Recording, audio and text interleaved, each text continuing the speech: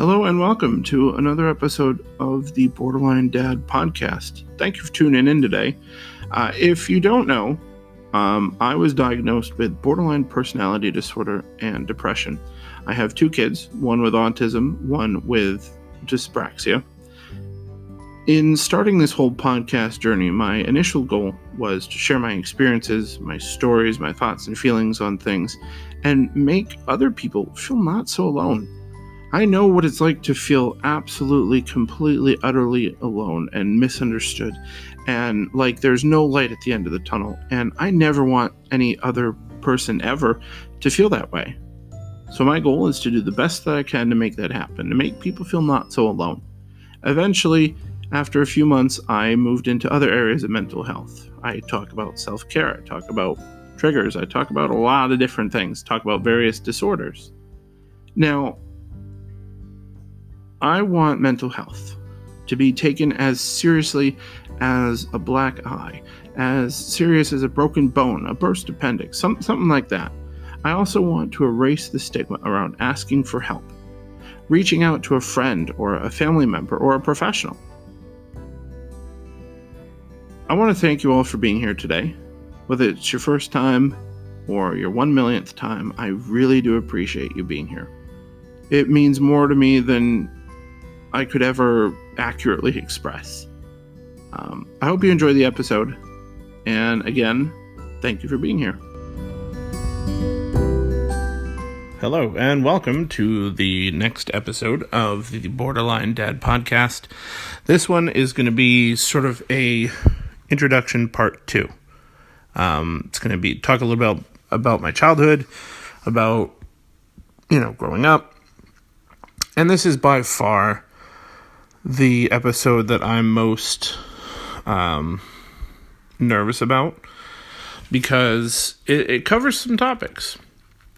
It's not going to cover everything from my childhood, but it's going to cover some things that I remember, and it's going to cover, a little bit of growing up, the benefits and the disadvantages of having two families, and as always, my goal is to just give you an idea of who I am, maybe part of the reason why I got here.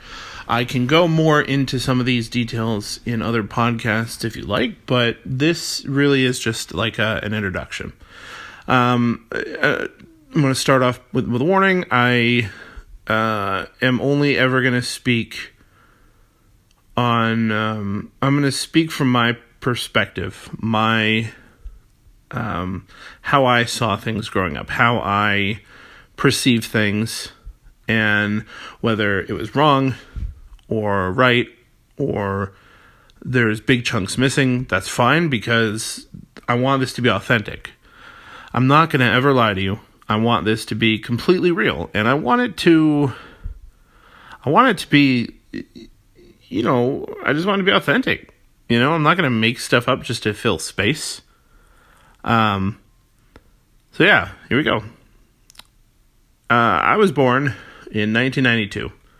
Fairly early on in life, my parents divorced. Nowadays, I have a terrible memory due to my brain being in fight or flight mode 24/7. It's also the reason I can at times be confrontational. Now, before I go any further, again, all this is going to be available on my blog. It is going to be on my blog it's BorderlineDad.wordpress.com. I grew up having two very completely different families in every way. The makeup was the same, dad, stepmom, mom, stepdad, grandparents.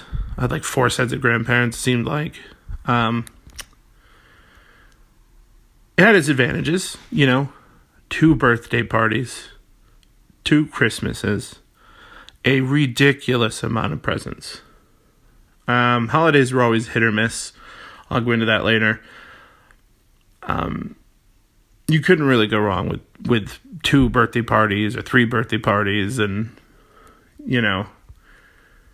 it is what it is. You had again, this is all from my perspective. You had people trying to out-present another person, and I've done that, I'll admit. Not with my kids, but like, if I go to like a holiday party or something, there were a lot of downsides as well. I mean, each family had very different styles of parenting. One was semi-restrictive, and the other let me have a fair amount of freedom based on my age, which, I mean, is good. After my parents divorced and eventually settled back down, I now had step-parents. So who couldn't have been more different from each other.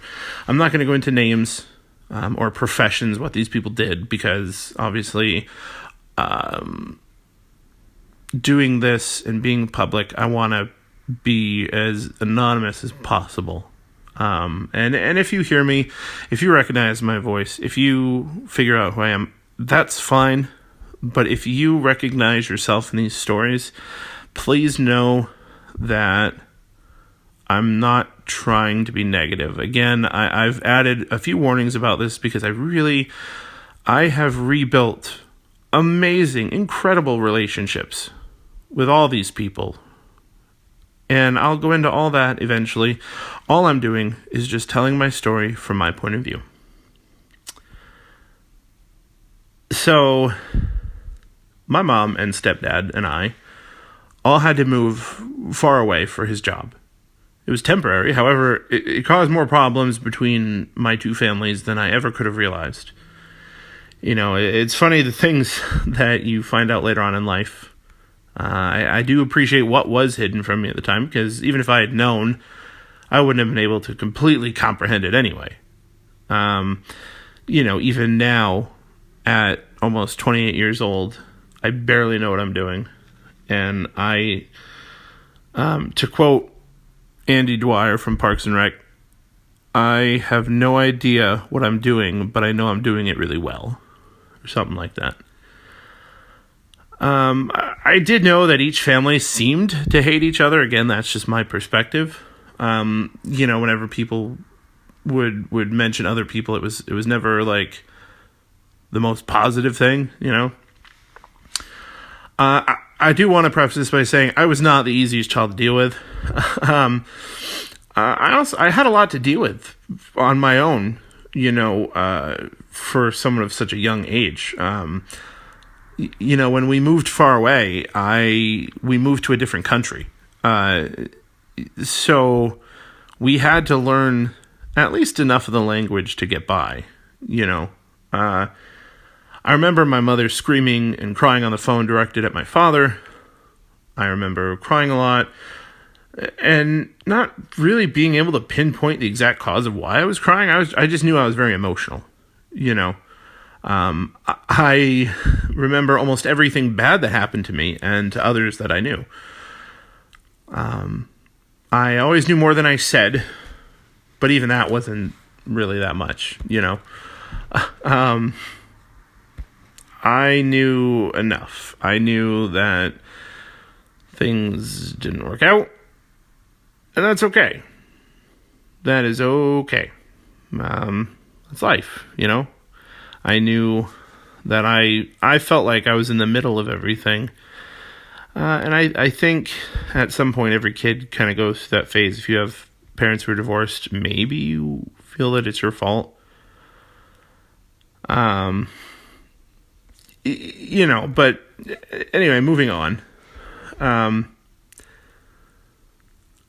I have many very pleasant memories from my childhood. The extra presents. The presents were nice for a while, but it obviously became an issue eventually. I'll go into that later, though. My favorite memories are of me as a child going to my grandmother's house and making hot chocolate with her. She had this ancient-looking coffee machine that looked like the great-grandfather of a certain pod-based coffee machine nowadays. To me, though, it was the coolest thing in the world. My grandmother that I'm referencing here is on my mother's side. At their house, I also got to go sledding in their backyard. My grandfather taught me how to fish at that house. I always enjoyed family parties there. There was a back room / spare bedroom that had what I thought at the time was like a magical closet.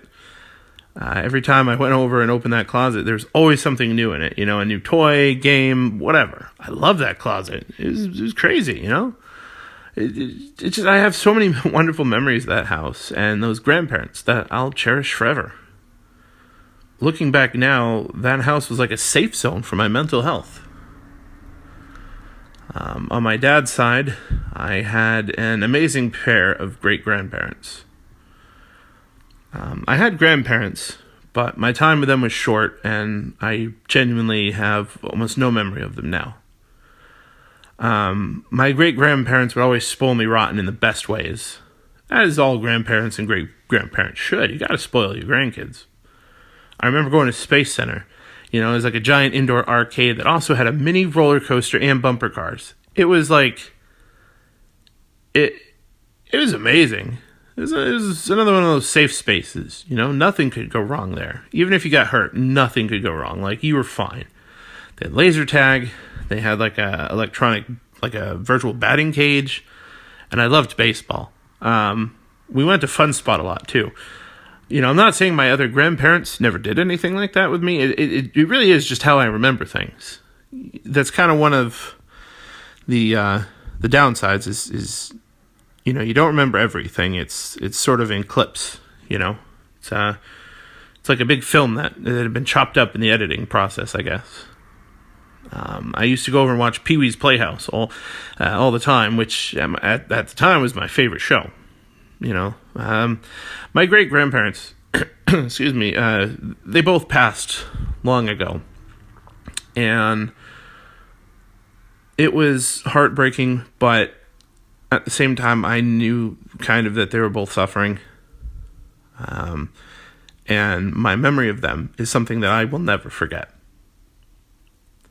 Like I mentioned before, when I had to move far away with my mom and stepdad, it was to another country. We didn't speak the language, but quickly learned enough to get by.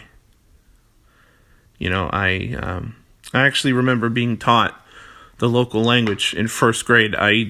We had someone come in, and I don't remember the exact block of time. It was like an hour and a half each day, and we would do plays, and we would do little activities, all solely in that local language to try and get a better understanding of how to communicate. Because even though we went to school, I was lucky enough to go to an English-speaking school in a foreign country. It was still tough, Occasionally I'd have to answer the phone, and it was different, I went to 2 different first grade schools because of us having to move. Now, I don't have any whole siblings. I have all half siblings, but I'm not going to mention them, or I'm not going to reference them as half siblings. They're just going to be brother, sister, whole. I'm going to reference them as whole because that's what they were to me. On my mom and stepdad's side, I have a brother and a sister. The brother on my mom's side was born in that country while we were there. We moved so often, what very little friends I made, I never kept long. This was the late 90s, so social media and cell phones hadn't really been a thing yet, I got bullied horribly in every grade, regardless of school, state, country, no matter where I was. I got bullied. I remember just thinking how hopeless it all seemed at such a young age because of the things I had experienced, not just back home, but it seemed like no matter where I went, I got bullied. Eventually, because of my stepdad's job, we had to move back to the United States. Still far away, but close enough to my home state where I was able to travel home to my home state on vacations, on long weekends, and see my father and stepmother. It was in this new state that I started the second grade. And this was easily one of my worst years I had in school. I'm ashamed to admit it, but this was 2000. It was 20 years ago. This was the year I not only got bullied, but I started to act out more than I had already been acting out. I was a little shit before, but I really became a huge dick, and I started to bully a bit myself. It's something that I'll carry with me forever, and that's why I'm such a proponent of anti-bullying, because I regret it heavily. I really do. Bullying had such a huge impact on my life, and even though it was in the second grade, that's no excuse. I shouldn't have done that, and I regret it every day. My mother, no joke, got calls every single day from the school about my behavior. I swear I had my own seat in the office. This was also the year I started to notice what I had become, what was really happening as far as school goes. Not a single classmate showed up to my birthday that year. I never went on any field trips because I was always in trouble. I was a little shit, I didn't get any Valentines in my little lunch bag or whatever on Valentine's Day. I didn't go on field trips. I had my own seat in the office. I'm sure my name was on there somewhere. I also noticed that whenever in any grade I was in, whenever I brought in cake or cupcakes for my birthday, or cookies or a treat, I don't know if you guys did that, but I did that, and not a single child would ever take one. I think it was maybe when I got into high school, I started bringing in like donuts, like munchkins, and that seemed to be pretty popular. I don't know why no one would take one. Maybe they feared I did something to them, or if they ate a little bit, they'd catch my ugly, My sister was born in this state that my mom and stepdad were in. My sister was born here. My brother was born in this other country, and then there was me. Eventually, we moved back to my home state, all of us, and that's kind of when we settled down from the traveling. No more living in other states, no more countries. We settled, and that's when I really started to move back and forth every week or every other week between the two houses, between my mom and stepdad's house and between my stepmom and my dad's house. Again, this is all from my perspective, and this was decades ago. This was in the past. I'm a completely different person now, and the relationships have been rebuilt. But I hated my stepmother very much. She forced me to call her mom. She was just, she had a bit of a temper. She could be kind of violent. Again, yes, I was a little shit, but I mean, I did not like her one bit. My dad and stepmom eventually, around that time, had two boys, my other two brothers. So on my mom and stepdad's side, I have a brother and a sister. On my dad and stepmom's side, I had two brothers. I remember every week having to move back and forth between the houses, and it got really old really quick, Of course, the bullying continued at school, but this time I was not the bully. Everyone else had the point of view or the mindset of, well, I didn't see anything happen, well, what did you do to provoke them?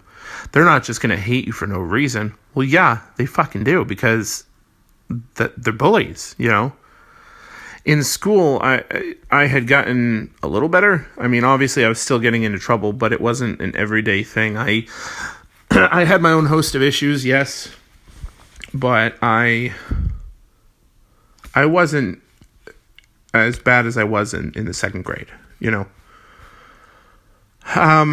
Eventually, it had gotten to a point at home where it seemed like I couldn't do anything right, regardless of which home I was in at the time. Eventually one house became far worse than the other house, and it would sometimes get to a point where I would prefer to stay at school, as bad as it was, to avoid going home. I started to feel bullied in this one home. She would make fun of my weight, my poor posture, constantly force me out of my room, which my room was, out of all the safe zones and safe spaces, my room was the ultimate safe zone and safe space. That's somewhere where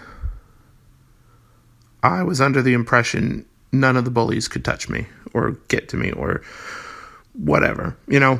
I could never say or do anything that seemed to make her happy. I refused therapy. Looking back on it now, I definitely should have taken it, but I refused it because, and this is true, I was convinced whatever I would say to the therapist would go back to any one of my parents, any of them, especially the one that I didn't really care for at the time, and it would make it more of a hell. Now, that's probably not the case, but again, that's how I perceived it at the time. I can't tell you how many times I had to force my body up against the door and forcefully hold it shut so my stepmother would not break it down and beat me. I had pissed her off more times than I can count. I mean, yeah, I was a little shit, but at the same time, I think everyone had issues back then. Everyone made mistakes. She changed my father. I mean, at least that's what it seemed like to me.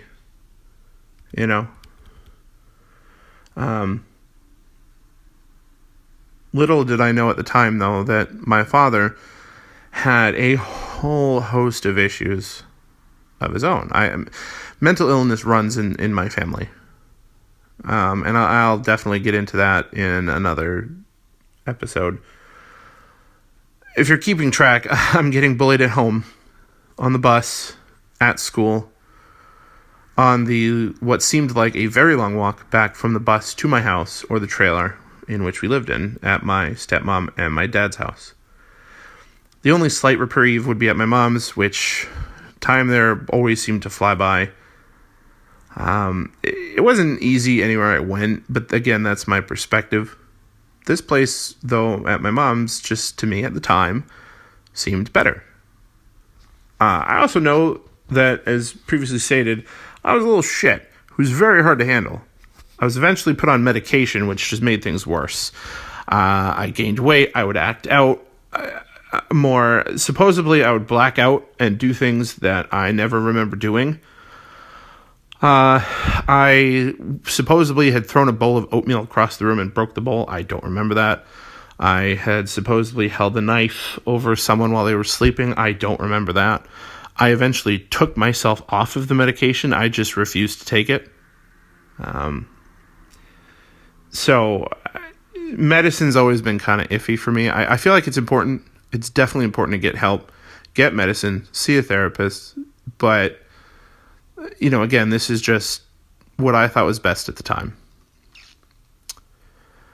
Holidays became unbearable at times. One year, I got a bike for Christmas, and I made the horrible mistake of saying I couldn't reach the pedals.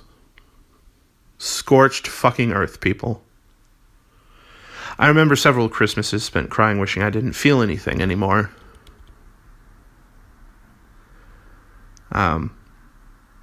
You're probably definitely 100% going to get tired of hearing this, but this is all my perspective of back then.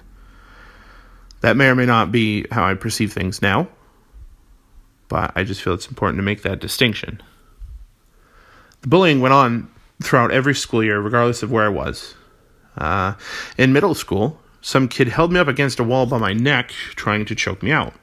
In defense, I smacked him in the face as hard as I could so I could get away. He got a metaphorical slap on the wrist, while I got suspended for 2 days. Middle school was also when I really got into sports. I played 1 season of soccer, 1 season of baseball, and maybe a month of football. It didn't help that my giant head did not fit any of the helmets they had, so they had to custom make me one. And wouldn't you know it, it came in and was ready around the time I quit.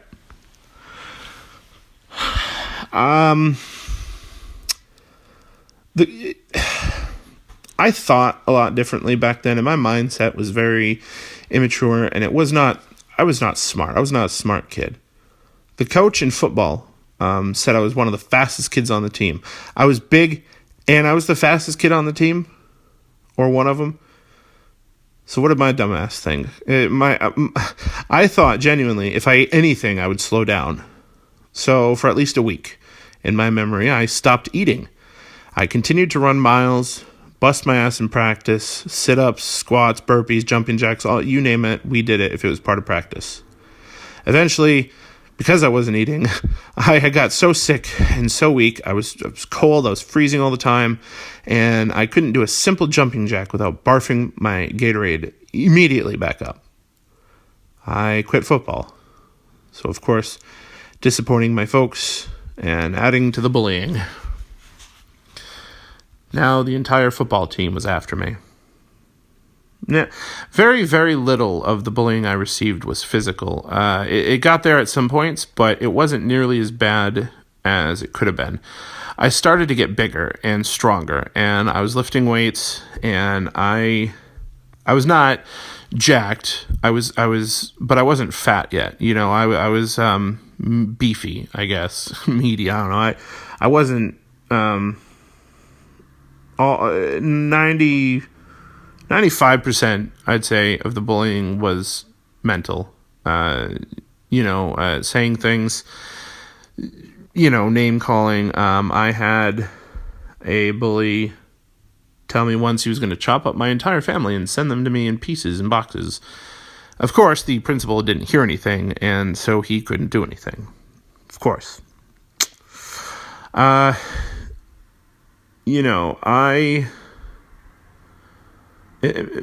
Middle school in grade 6 was also the first time I contemplated suicide.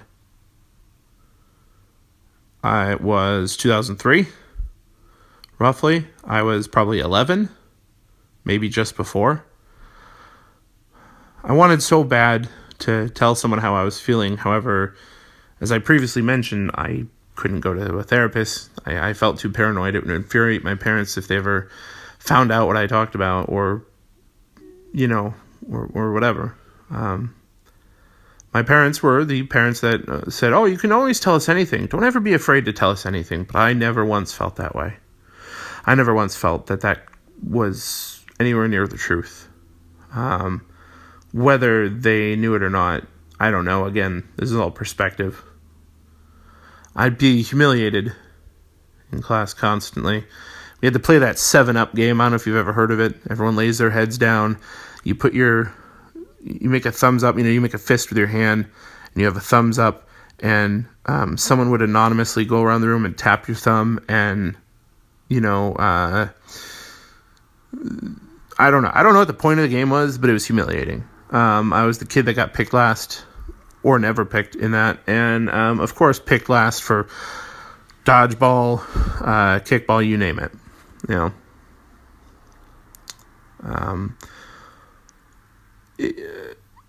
Of course I would act out constantly, but no one ever seemed to see the wild animal getting poked with a sharp stick. They only saw when the wild animal fought back. I had no friends and no self-confidence. In the 4th grade, at my mom's house, we got a dog. That dog became my best friend. And throughout pretty much the entirety of my school life, with the exception of very few people, he was the only living being on the planet I told absolutely everything to. When he died, a part of me died with him. Nothing was ever the same. But by then, it was 2014, 2013, somewhere around there. So it had been a while, it had been 11, 12 years, something like that. We got him in 2001. my stepmom's house, we would seemingly go through pets very quickly. I'm sure we had one for a while. It wasn't anything bad. I just don't remember it. I have found that I don't remember a lot from that time, but what I do remember, I will happily tell you about. It wasn't all bad. At my dad and stepmom's house, we did travel quite a bit. We went to New Orleans once, New York. I loved it on those trips. It seemed like everyone would get along swimmingly, and it just, I loved it. And when I got along with these people, it was like heaven. I'm telling you, it was a relief, We even went to Disneyland at one point, but unfortunately, it was during a time of my life where I hated everyone and everything. I was a grumpy teenager, Excuse me, I was a freshman in high school when we went to Disneyland, and, grumpy teenagers. The world was out to get me, that phase. I got better, obviously you mature, and looking back on my travels as a child, remembering all the wrestling events that my father would take me to, the foreign countries I visited, the places we got to go. Despite everything that was happening and would happen, I was actually very fortunate. I was someone who had experienced something that other people would never experience in their whole lives. And I wouldn't trade it for the world because it's part of who I am, That's going to be it for this podcast. I have decided that every blog post I have is going to have a podcast accompanying it. These are only how I perceive things and how I remember them. I'm here to share my story of how I came to be and who I am today. While I don't let it define me, I also recognize its role in my life. That's it for this episode. Always with love, Borderline Dad.